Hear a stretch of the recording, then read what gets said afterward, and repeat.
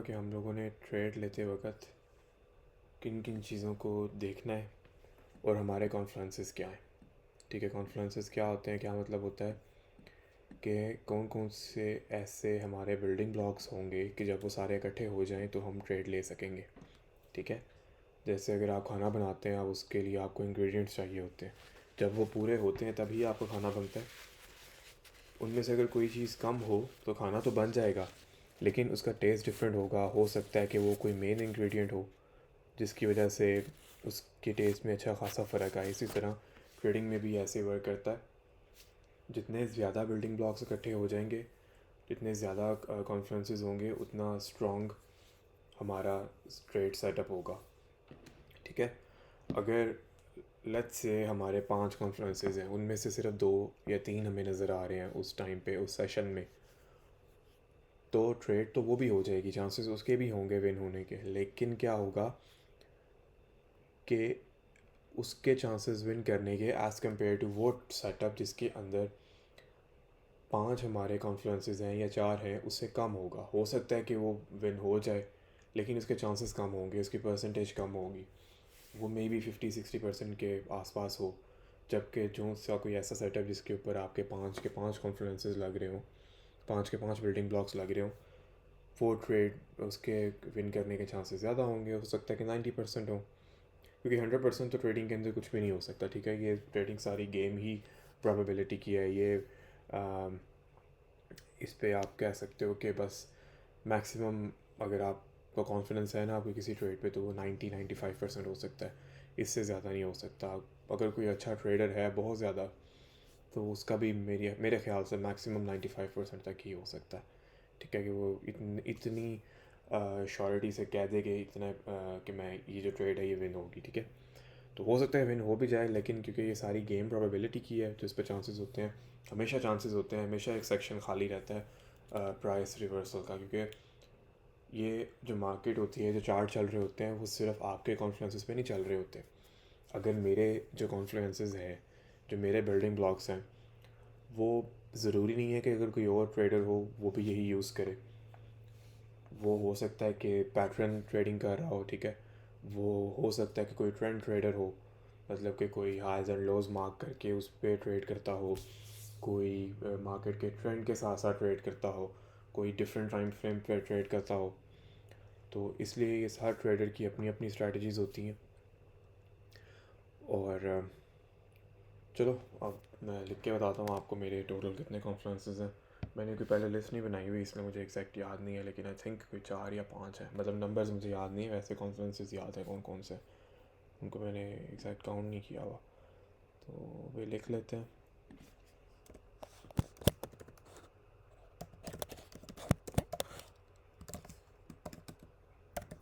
मेरा सबसे पहला जो कॉन्फ्रेंस है वो है लिक्विडिटी स्वीप। इससे सारी गेम स्टार्ट होती है, इससे मेरा ट्रेड का सेटअप स्टार्ट होता है। ठीक है, इसके बाद आता है मेरा ब्रेक ऑफ स्ट्रक्चर। ये सेकंड कॉन्फ्रेंस होता है, लिक्विडिटी सी को कंफर्म करता है ब्रेक ऑफ स्ट्रक्चर। ठीक है, फिर order block and breaker block. ये दोनों फॉर्म ऑलमोस्ट इकट्ठे ही होते हैं। ठीक है, मतलब फ़ौरन नहीं होते, थोड़ा टाइम लगता है जब ये फॉर्म हो रहे होते हैं, तो लेकिन ये ऑलमोस्ट इकट्ठे ही फॉर्म होते हैं। ब्रेकर ब्लॉक, ऑर्डर ब्लॉक, इसके बाद मेरा आता है फेयर वैल्यू गैप। ये आई थिंक 5 से ज़्यादा है मेरे। तो फिर आता है इक्विलिब्रियम, और फेयर वैल्यू गैप के अंदर मैं इन्वर्स फेयर वैल्यू गैप भी ऐड करूँगा। आई थिंक इसको मैं, हाँ, सेम वीडियो में ही सेम कॉन्फ्रेंस के अंदर ही ऐड करते हैं।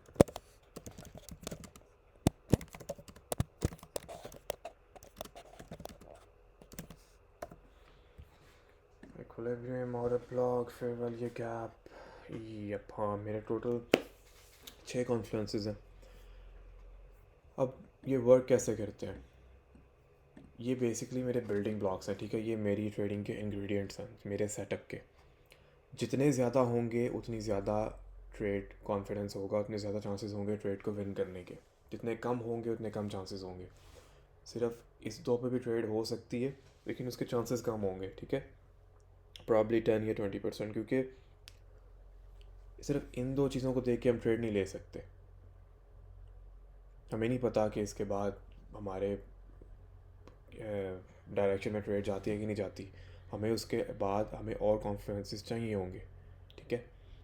अब इनमें से ज़रूरी ये भी नहीं है कि सारे के सारे लगे तो आपका ट्रेड सेटअप बनेगा। बहुत रेयर होता है कि जिसमें आपके ये सारे कॉन्फ्लुएंसेस लगे। इतना रेयर नहीं, आई वुड से कि 10 में से 4 या 5 दफ़ा आपको ट्रेड्स ऐसे मिलेंगे जिसमें ये सारे कॉन्फ्लुएंसेस लग रहे हो। और कुछ पेयर्स ऐसे हैं जैसे कि नास्डैक और S&P 500, उसके अंदर 10 में से 6 या 7 दफ़ा भी ये नज़र आ सकता है। उसके अलावा अगर फॉरेन एक्सचेंज में या कमोडिटीज़ लाइक गोल्ड वगैरह में देखते हैं तो उसके अंदर हमें ये 10 में से 5 या 6 दफ़ा ये सारे कॉन्फ्लुएंसेस लगते नज़र आएंगे, ये सारे बिल्डिंग ब्लॉक्स, ठीक है।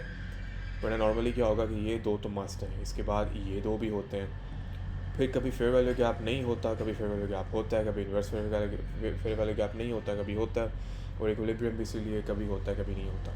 तो बाकी जितने भी बिल्डिंग ब्लॉक्स हैं ये सारे ऐड ऑन करते हैं विनिंग परसेंटेज या कॉन्फिडेंस आपकी ट्रेड सेटअप के अंदर, ठीक है। अब हर बिल्डिंग ब्लॉक के ऊपर एक एक अलग वीडियो बनाऊंगा, थोड़ी सी डिटेल में होगी, उसको आप लोगों ने ध्यान से देखना है, एक एक चीज़ बार बार देखनी है, क्योंकि ब्रेक ऑफ स्ट्रक्चर डिपेंड करता है इस पर, ये डिपेंड करता है इस पर, इसी तरह ये डिपेंड करता है ब्रेक ऑफ स्ट्रक्चर पे, ब्रेक ऑफ ब्लॉक भी डिपेंड करता है ब्रेक ऑफ स्ट्रक्चर पे, लेकिन ये दोनों आपस में भी एक दूसरे के डिपेंड करते हैं, ठीक है। और अगर फेयर वाले गैप और रिवर्स फेयर वाले गैप और इक्विलिब्रियम, इन सब की पहचान आप तभी कर सकोगे जब आपके ये वाले कॉन्सेप्ट क्लियर है, जब आपको पता होगा ब्रेक ऑफ स्ट्रक्चर हुआ है या ऑर्डर ब्लॉक और ब्रेकअप ब्लॉक आया है, लिक्विडिटी स्वीप हुई है। वरना नॉर्मल फेयर वाले गैप और इन्वर्स फेयर वाले गैप को मार्क करने का फ़ायदा कोई नहीं, वो हमारे किसी काम के नहीं होंगे। ये आपको बहुत ज़्यादा नज़र आएंगे मार्केट में, लेकिन हर सारे के सारे हमारे काम के नहीं होंगे, हमें सिर्फ वो चाहिए होंगे जो हमारे बाकी कॉन्फ्लुएंसेस के साथ मिल रहे हों, ठीक है। इसी तरह इक्विलिब्रियम भी ये तो बनेगा ही वहाँ पे जहाँ पे ये सारे बन रहे हों। तो एक एक वीडियो को बार बार देखने का कोई चीज़ समझ नहीं आएगी, तो रिवाइंड कर करके देखना, तभी समझ आना है सारा कुछ, ठीक है। और ये स्टेप बाय स्टेप देखना है, और ट्रेड नहीं लेनी कि एक वीडियो एक पहला देख के ट्रेड लेने चले जाओ, होगी नहीं, गलत हो गई तो फिर बाद में कहोगे कि सेटअप ठीक नहीं था। तो तसल्ली से काम करना है, अभी एक एक चीज़ पे वीडियो बनाऊंगा मैं। तो चलो ठीक है फिर, ओके।